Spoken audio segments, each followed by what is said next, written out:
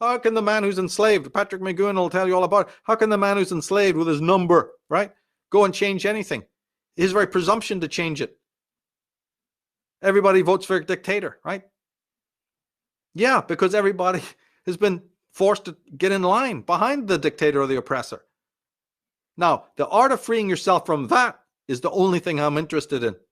I call that spiritual. It's psychological, but to me that is spiritual, because now you're released. Now you're free from everything. And in martial arts theory, right, you're only unable to be destroyed by your opponent when he cannot destroy you. You're stronger than him. That's the immunity. That's what the body message of the body is, with the physical immunity. And that is the story of, the higher martial arts, which is that, when I'm so strong that my enemy cannot defeat me with any weapon, then I win. You can't make it any simpler than that. And it goes for a nation or it goes for the individual. That's why my message, you asked me that question last time, what got me into the psychology? Well, many strands. I explained one strand there. Now the other one would be because I was clearly shown by the Bruce Lees of the world that this is it. When I've mastered every fucking move you've got, right? And I've outthought you, thought evil, it can't destroy you. It doesn't even come near you. It doesn't bother. It goes to easier fucking pickings, of which there's many. Yeah. But you got to come back into the cave, right? They're all believing the shadows, caught up in the shadow game, right? The shadow play. You have to come back and say to your brothers, wake up. I can unchain. They'll always say, fuck off. We don't want you. We love our slavery. We want freedom from freedom. But there's always that few. There's always that one or that few, you see, who will set out on the road. And from the emails I get, I know that those people are out there. I know that they're out there. Right? I've had that proof from day one. So all the crowing and the heckling, right, and the bluster and the sneering of the jerks. I would have given up the first 6 months if that worried me. I've had torrents of it. It doesn't bother me. Couldn't give a fuck about that. I had that before 10 years, 20 years before I even, became public figure, right? I had to deal with all of that in the streets of Ireland. It didn't put me off then. Why should it put me off later on? Just because some people don't like what I already know you don't like it. I've diagnosed your insanity, your sickness, and your disease.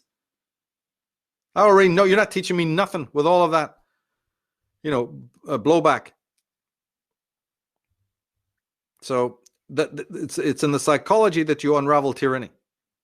That's if somebody can get that simple message, the rest is, important, but that's the core of it. And it starts in the home. It starts in the most intimate relationship that you've got.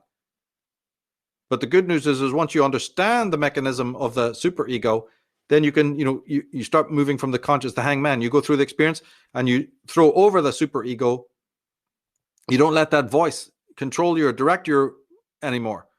And the moment that happens and you become, in touch with the voice of conscience, you leave the world of recreation and occupation instantly. And already your vocation opens up immediately without anybody's assistance. You yourself go through the transformation, like the butterfly coming out of the cocoon. It's automatic. It's what shadow work is really all about. But since there's no tuition in what shadow work is, everything's on hold.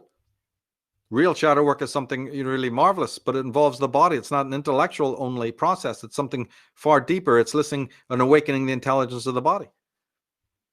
But free will is again the essence of that.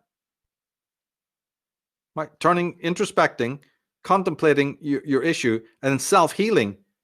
What does that got to do with determinism? Nothing. In fact, the determinism, the world moves in the other direction. So the introspective spiritual man is the living proof that free will exists, because the entire movement of the Midworld is to not do the things we're talking about. What more proof of free will do you fucking need than the man who's on the Siddhartha road going through living hell to change, losing friends, losing husbands and wives, being ridiculed by the world, not being able to work amongst other people, therefore being on an income that wouldn't keep a fucking mouse alive?